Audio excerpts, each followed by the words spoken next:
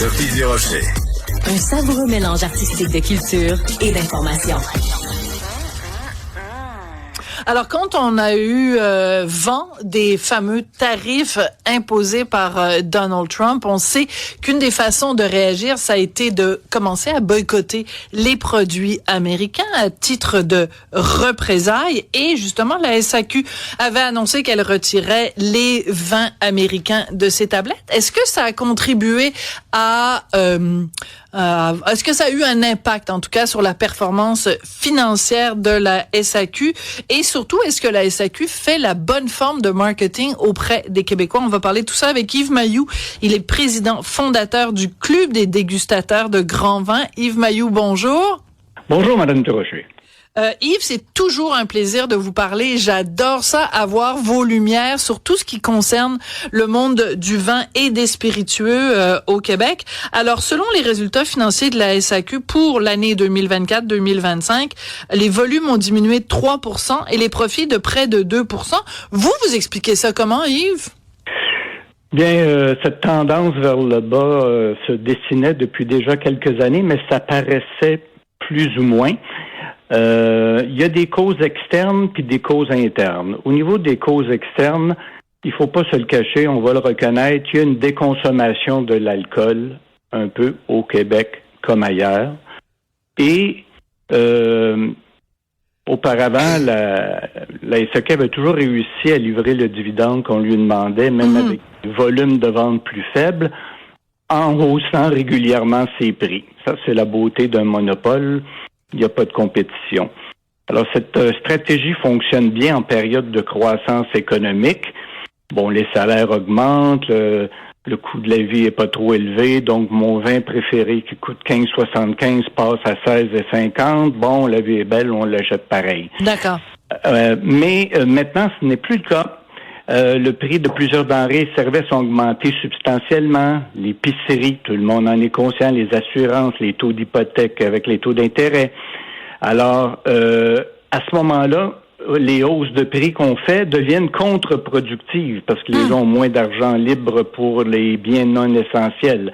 Donc, déconsommation et hausse du coût de la vie, qui sont des raisons que la SAQ ne contrôle pas, mais qui commence à lui faire mal un peu parce que sa seule arme qui était pour contrer la baisse des volumes, c'était la hausse des prix. Et là, ça entraîne des volumes plus faibles encore. Mais en même temps, quand on regarde la Société des alcools du Québec, on est toujours, moi je suis toujours en tout cas partagée. C'est-à-dire que je me dis, je suis consciente que évidemment l'alcool c'est un produit de consommation qui a un impact énorme sur le plaisir des gens, bien sûr, mais aussi sur leur santé. Donc, on veut pas non plus que les gens boivent trop. Donc, quand on apprend que les gens boivent bien, c'est quand même une bonne nouvelle. En même temps, on sait aussi que la SAQ est un petit peu la vache à lait ou une des vaches à lait du gouvernement et que, en effet, quand la SAQ a des bons rendements et qu'elle fournit beaucoup d'argent au gouvernement, ça sert à financer notre système d'éducation, ça sert à financer notre système de santé. Donc, je suis toujours un peu ambivalente quand il y a des bons ou des mauvaises résultats. J'arrive jamais à savoir si c'est une bonne ou une mauvaise nouvelle. Bien, il faut trouver le juste équilibre. Ouais, alors c'est délicat. Mais justement, c'est bon que vous parliez de la demande des gouvernements pour des dividendes de plus en plus élevés. Ben oui. Et ça, c'est peut-être une des causes principales des dérives qu'on voit de la SAQ depuis quelques années.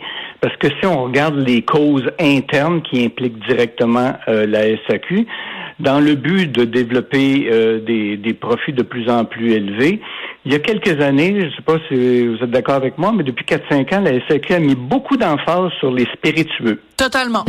Tout à fait. Oui. Ils ont vu qu'est-ce qui se passait à la LCBO, qui est une culture quand même différente au niveau de la gastronomie et de la consommation d'alcool. C'est la Société de l'Ontario, la SAQ ontarienne. Le monopole d'État ontarien, effectivement, où ils vendent 40% de vin et à peu près 60% de spiritueux, alors qu'au Québec, on était à 75-80% de vin et 20-25% de spiritueux.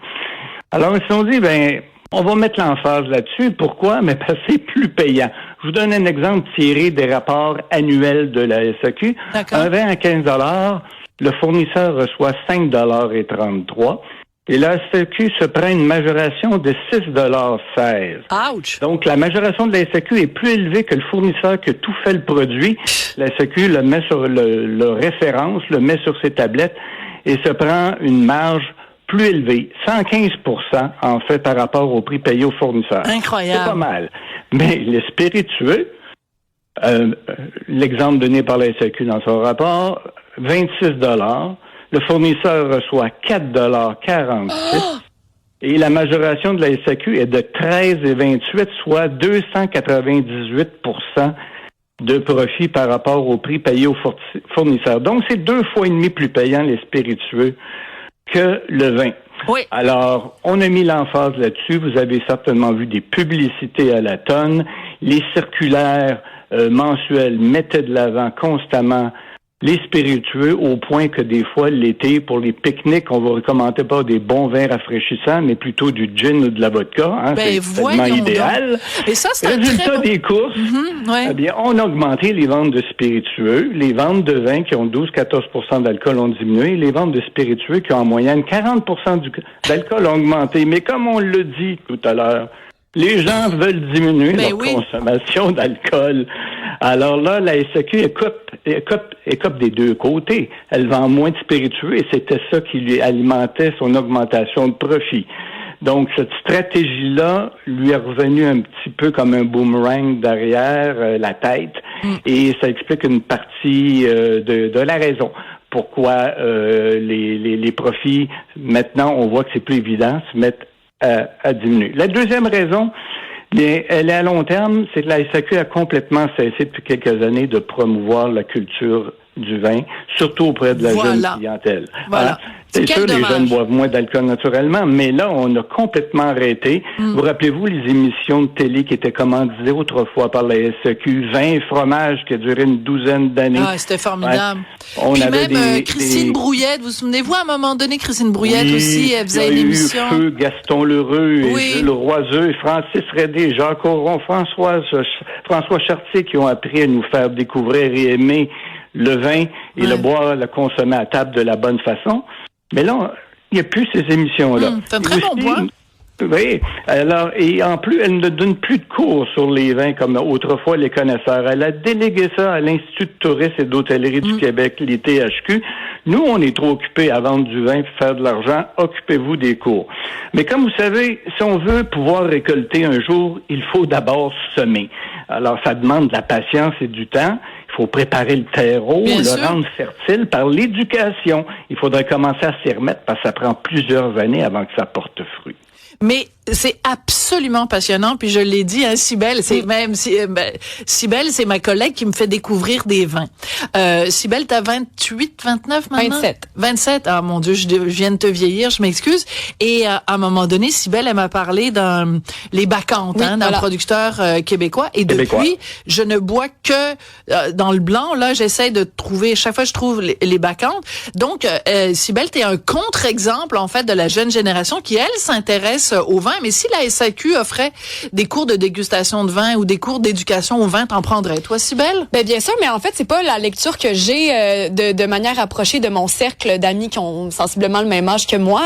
La majorité sont des gens qui apprécient beaucoup le vin, la qualité. J'en ai plusieurs qui se font venir des bouteilles en importation privée. Oui, exactement, qui ont cette envie-là, qui vont aux événements de la SAQ aussi.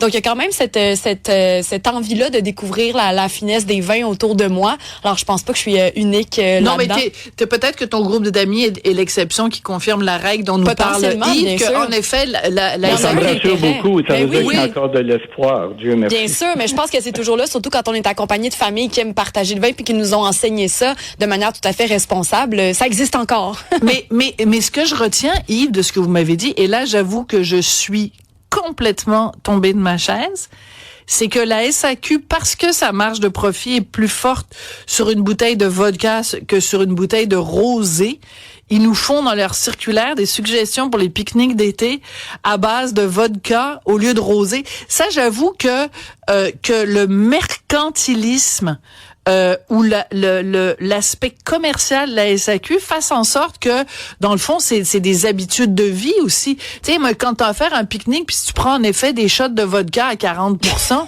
plutôt que de te pogner un petit rosé, le fun à 12% d'alcool, il y a quand même une responsabilité de la société d'État. Je trouve ça assez étrange. Oui, c'est un peu contradictoire, en effet. Et quand la SAQ s'est mis à promouvoir les spiritueux au-delà du pourcentage que les ventes de spiritueux représentaient, moi, j'ai cessé de faire mes recommandations sur mon blog des meilleurs achats à faire de la circulaire, parce que j'étais contre ça de promouvoir des produits, promouvoir à outrance, on peut les promouvoir, mais mettre vraiment l'emphase sur des produits à haute teneur en alcool et viser en plus la jeune clientèle avec les cocktails et tout ça. Je me dis, mais quelle génération, quel avenir qu'on se prépare dans 10-15 ans, si on prend maintenant des gin martini, puis des gin tonic, puis des vodka martini en mangeant au lieu du vin, on perd un pan de culture millénaire là, complètement. Absolument. Vous avez entièrement raison. Je pensais pas du tout que l'entrevue s'en irait là. Mais comme le disait Cybèle tout à l'heure, c'est ça la beauté de la radio en direct aussi. C'est d'écouter parfois le filon et où le filon nous emmène. Et parfois, ça nous donne de très belles surprises. Yves Mailloux, c'est toujours un plaisir de vous parler. Cybèle, toi qui t'intéresses au vin, tu devrais faire partie du club des dégustateurs de grands vins. Ben, je vais regarder ça, oui, pour pouvoir me vanter et faire avoir l'air de savoir ce que je fais quand on me sert une coupe de vin.